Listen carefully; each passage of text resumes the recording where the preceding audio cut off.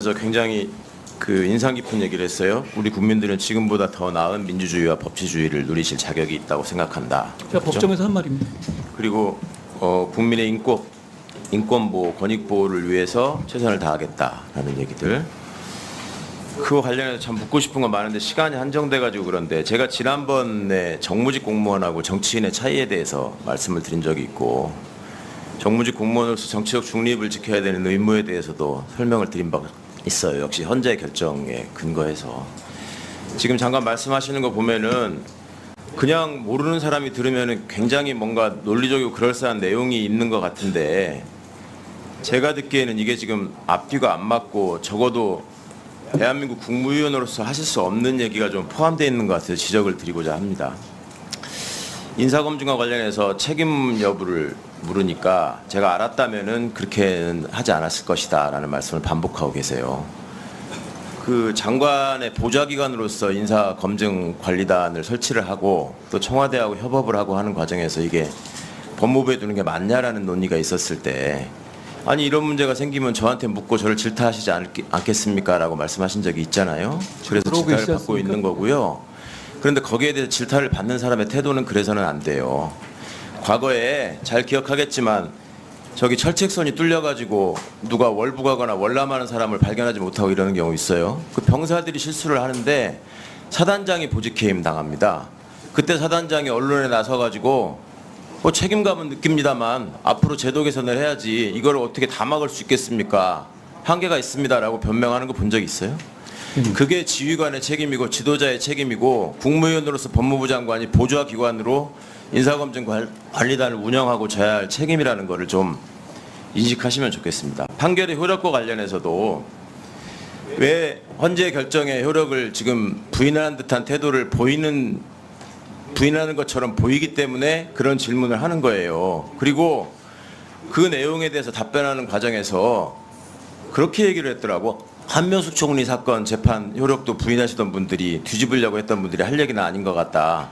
그런 얘기를 하려면 한명숙 총리 사건 소수 의견에 담겨있는 그 검찰 수사의 위법을 지적했던 부분에 대해서 인권을 보호하고 국민의 더 나은 법치주의와 민주주의를 위해서 법무부가 무슨 노력을 하고 있는지를 명확하게 입증하고 국민에게 확인하게 한 다음에 그런 얘기를 할 자격이 생기는 거죠.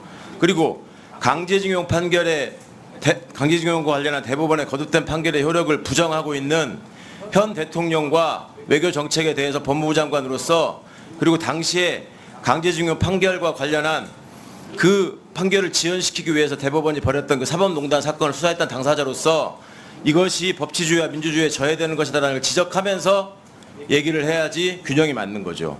소수 의견에 네 사람이나 되는 분이 제 의견을 동조했기 때문에 저도 할 말이 있습니다라고 얘기할 게 아니라 대한민국의 법치주의와 민주주의 시스템에 의해서 이런 결정이 나왔으면 그동안에 본인이 주장했던 바가 받아들여지지 않은 점에 대해서 국민께 일단 사과를 드리고 그리고 그 소수 의견에서 지적한 점에 대해서도 고려해 주셨으면 좋겠다 하고 나오는 게 맞는 것이지 한명숙 총리 소수 의견은 한마디도 얘기하지 않는 사람이 본인과 관련된 거에 대해서 소수 의견을 얘기한다는 것도 앞뒤가 안 맞는 거라고 생각합니다. 자, 지금 인사검증 과정에서 본인이 얘기를 하지 않는데 어떻게 알 수 있느냐라고 얘기했어요. 지금 얘기하지 않았습니까? 정순신 실명을 검색해도 판결정보 검색 시스템에 나온다. 그리고 대한민국 공영방송의 메인 뉴스에서 보도한 사건이고 거기에 A씨라고 했건 기혁씨라고 했건 누구나 다 이 사람이 누구인지 짐작할 수 있는 일이고 통상 법무부와 대검의 관행상 대변인실은 그런 보도가 있으면 그게 누군지를 확인합니다. 근거를 알려드릴까요? 2020년 봄에 그 문제가 됐던 부산고검 차장 한동훈, 법무부 대변인 권순정, 대검 수사정보 기획관 손준성 세 사람의 단톡방이 문제가 된 적이 있어요. 그때 기억하죠, 권순정 실장. 대변인 하면 대변인이 왜 여기 끼어 있느냐 얘기하니까 대변인은 주요 사건이 발생했을 때 그 당사자와 관련해서 사실관계를 파악할 필요가 있기 때문에 그 단톡방에 포함되어 있었다. 그때 보도에 한동훈이라는 이름 한자도 안 나왔어요. 윤석열 최측근이라고만 나왔지. 그럴 때는 그렇게 열심히 파악하면서 수백 차례 단톡방을 만들어서 했다는 사람들이 이 건에 대해서는 우리는 알 수 있는 방법이 없었다. 나는 그때 당시 근무했지만 몰랐다. 이런 얘기를 하면 국민들이 설득력 있게 받아들여지질 않고 그것이 국민의 기본권을 보호하겠다고 하는 법무부 장관이 하는 솔직한 해명이라고 받아주지 않는단 말입니다. 자, 계속 얘기해요. 검수완박법인 위헌입니다라고 얘기해요. 그렇게 정치적인 용어니까 쓰지 말라고 해도 계속 반복해요. 법무부 장관의 주장이 뭐냐면 검찰 수사권을 완전히 박탈하는 법이기 때문에 위헌입니다라는 거예요. 검사가 헌법기관이기 때문에 검사의 수사권은 헌법상 보장되기 때문에 위헌이라는 주장을 한 거예요. 검찰 수사권은 완전히 박탈되지 않았다고 또 주장을 해요. 그러면서 시행령으로 다 할 수 있다고 생각한다고 해요. 그렇게 해도 된다고 해요. 도대체 헌재의 결정을 어떻게 받아들이고 있는 것인지를 본인 스스로 좀 돌아봤으면 좋겠어요. 무고, 위증, 깡패, 마약 왜 수사 못하게 하냐고? 그렇게 물어보시면 안 돼요.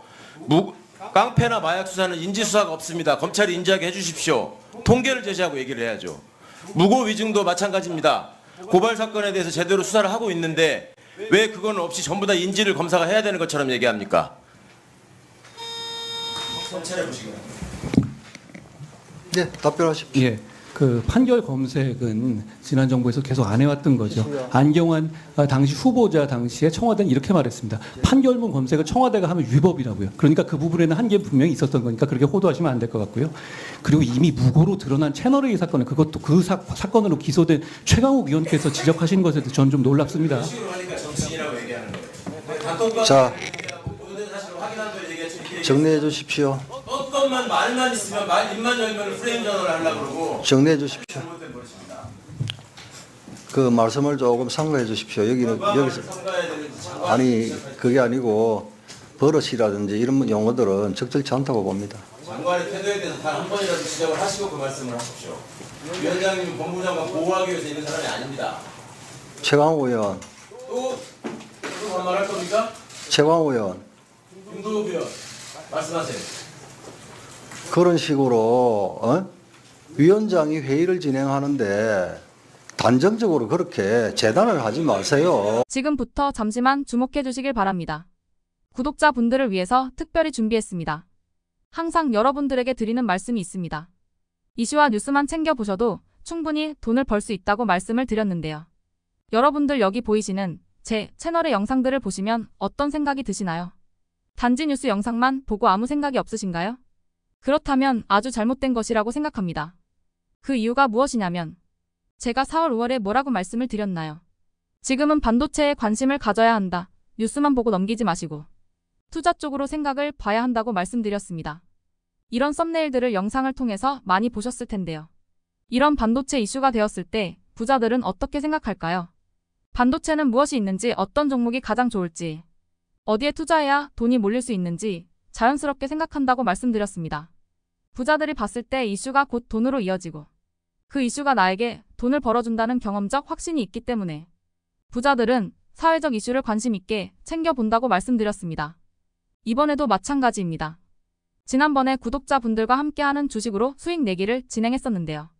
100% 무료로 진행을 했고 이 사진을 보시면 아시겠지만 구독 문자 메시지를 남겨주신 모든 시청자분들께 이렇게 반도체 관련주 중에 가장 급등할 확률이 높은 딱 한 종목을 드렸습니다. 4월 말 시지트로닉스를 추천을 드렸습니다. 여기 나와 있는 사진을 보시면 정확히 얼마에 매수하고 어떤 종목을 사야 하는지, 어느 지점에 팔아야 하는지 이런 부분들까지 여러분들에게 정확히 알려드렸는데요. 실제로 많은 분들께서 수익을 보셨습니다. 오른쪽을 보시면 아시겠지만 4월 말에 시지트로닉스를 소개해드리고 나서 실제로 며칠이 지나지 않고 이렇게 주가가 2배 이상 급등이 나왔습니다. 당시에도 굉장히 많은 분들이 제가 드린 이 종목으로 수익을 내셨습니다. 지난번과 똑같이 구독이라는 문자를 보내주시면 이번에 이슈가 되고 있는 주식 중에 앞으로 대장주의 구실을 하면서 주가가 가장 크게 상승할 한 종목을 시청자분들에게 문자로 종목명과 사고자 하는 시점을 모두 알려드리겠습니다. 혹시라도 나는 주식을 하지 않는다 하시는 분들은 주변에 주식에 투자하는 분들에게 추천을 해주셔도 되고, 연세가 있으셔서 투자가 어려우신 분들은 이 종목을 가지고 자녀분에게 한번 사서 수익을 내봐라 이렇게 조언을 하실 수도 있습니다. 이 영상을 보시고 계시는 시청자분들 중에 종목이 궁금하다 하시는 분들은 전화번호 010-5638-2209 똑같이 무료 추천 급등 주식 문자를 보내드리겠습니다. 돈을 받는 것도 아니고 투자를 대신해 드리는 것도 아니고 부담 없이 구독 문자 보내주시면 되십니다. 다른 것을 바라는 것이 아닙니다. 수익이 나신다면 구독과 좋아요 한 번씩 부탁드립니다.